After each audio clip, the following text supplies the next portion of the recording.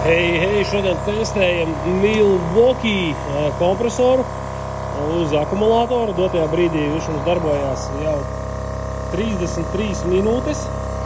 Mums ir lielais 12 ampērstundu aķis. Paldies Milwaukee Kasparam, ka viņš mums šitādi te piešķīra, ar ko tagad uztaisīt testiņu šādu. Tā kā, skatīsimies. Diemžēl man jau ir papados.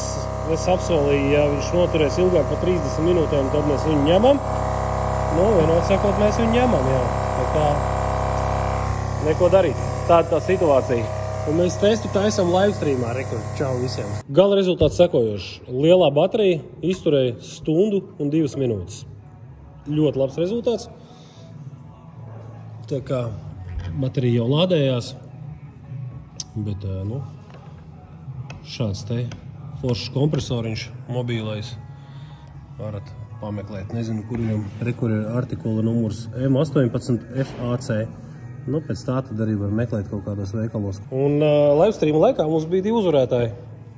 Jānis un Lazda, kuri teica, Jānis teica, ka stundu darbosies, un Lazda teica, ka stundu un 4 minūtes. Un pēc viņš darbojās stundu un 2, tad 2 cepurītes tiks izsūtītas tuvākajās dienās laimētājiem. Ralfhaus atbrauks un izdarīs.